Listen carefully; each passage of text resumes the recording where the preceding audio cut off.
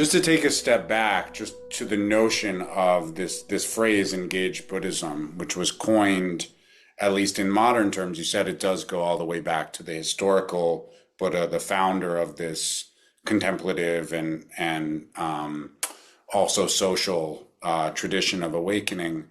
But the modern phrase was coined, I believe, by the great Vietnamese master of the 20th and early 21st century, Thich Nhat Hanh. And the context there was as a way to bear witness and speak out against the unjust and unnecessary violence, specifically of his home country during the Vietnam War, right? Yeah.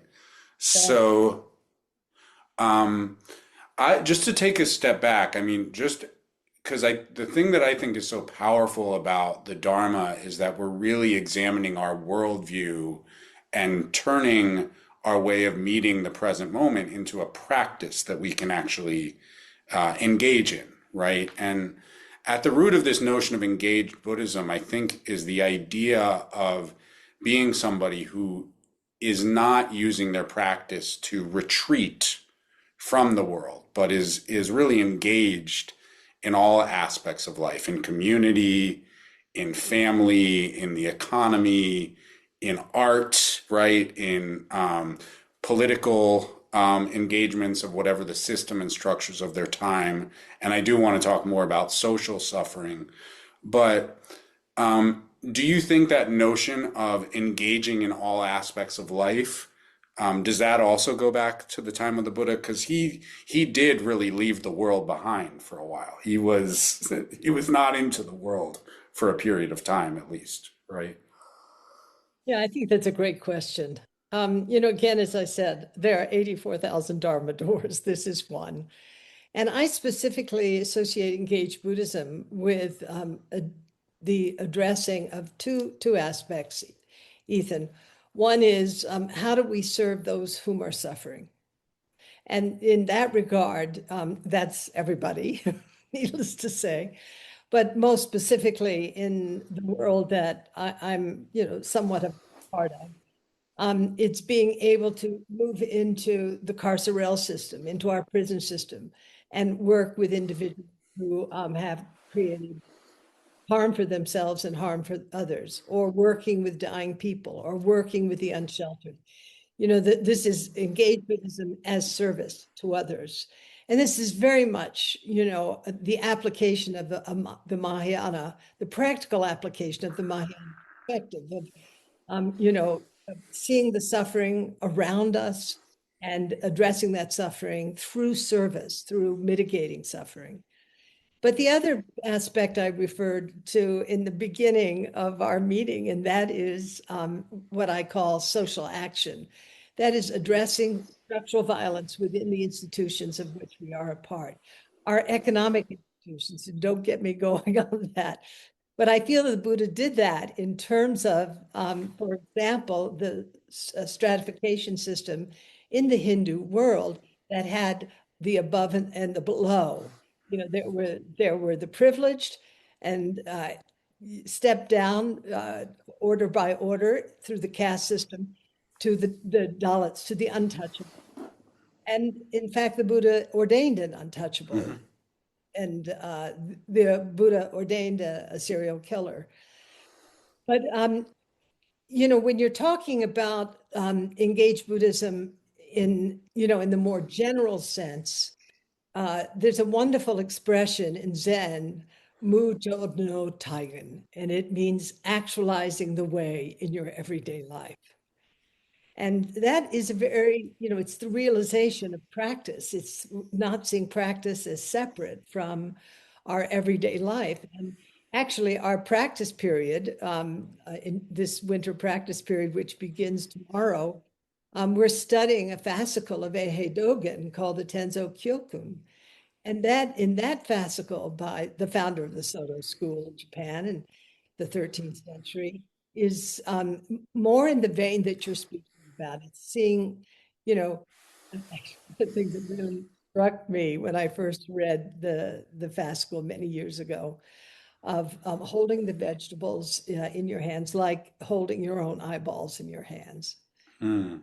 like having the kind of respect, care, conscientiousness in relation to how we actually meet our everyday lives. Kind of dharmic perspective that has, um, you know, the taste of the secular in it, not separate from the sectarian, if you will. And but for me personally, because that's all I can, really speak for. Um, I'm a social activist. Your father and I were at Columbia at the same time. I was working in the Bureau of Applied Social Research, and this was 68, 1968. You know what was happening in 68. I started in 64 there. And by 68, the anti-war movement, the civil rights movement, feminism was really, I remember, I remember sitting at one of my, in my office, listening to women and then joining them who were chanting, "Take back the night, take back the night," because women were vulnerable, uh, Mm. on the Upper West Side and so forth. So, I think I'm of a generation, but hopefully we all are, where issues related to structural violence and to institutional violence has mobilized so many of us to actually take action directly in addressing the importance directly of transforming the institutions that cause suffering in our Yeah. world. Hey, and look at So, Venezuela. I mean, oh my God. yeah, I think 1968 at Columbia was pretty similar to 2024 at Columbia, from what I understand, in that sense. Um, but so one thing I wanted to pick up on, because it really has to do with how we train as engaged Buddhists, is this notion of holding the vegetables as you hold your eyeballs, right? In the Tibetan, which is the school of Buddhism that I've studied the most closely, there's this notion of perform all activities with one intention, right? In the tantric tradition, just like in, I believe, both the Japanese and Vietnamese tradition, there's this sense of beginning to blend the meditative experience with the so-called post-meditative experience, which means the rest of our life. But just to take maybe like a non-political example, right? It is hard enough to do, say, a loving kindness meditation session. I think a lot of us here, it's one of the meditations we work with in the year-long training. It's hard enough to work with that as a personal practice. And then you're at your family table for your holiday dinner, right? And it's even harder, right? If we just looked at the family dinner at the holiday table, which does have major political connotations as well for many of us, right? How do we actually make sure that we've trained enough to show up there?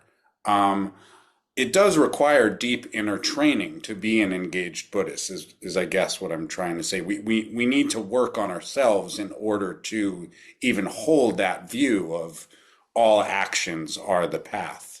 Yeah, Uh, absolutely. I think one of the things that is important from, again, just my own view, Ethan, is that there's this notion that you can't really engage in transformative actions in relation to political injustice or environmental injustice, or in serving others, like working in the carceral system. But actually, my beloved teacher, Glassman Roshi, spoke about this in terms of charnel grounds, that don't wait till you're awake. hmm, Don't say underneath it all, you're awake, but don't wait till you actualize full awakeness and then it becomes trace, so to speak. That it's important that we go into the charnel grounds of our hmm, world, not just the charnel grounds between our ears. There are plenty of difficulties that each of us, or most of us, I can't speak, but anyway, we have our own personal charnel grounds. Then we have our interpersonal charnel grounds, as you suggest. Those are showing up at our family at Christmas and realizing that we're just a, a kind of knot of reactivity. But that's a charnel ground. But also, again, coming back to the theme of socially engaged Buddhism and social action, we're not apart from the actual structures within our political system, which include our economic system, our education system, our legal system, and so on and so forth. So we have this kind of responsibility to turn ourselves both inward to address those charnel grounds, but also to address the charnel grounds that have arisen as a result of social delusion.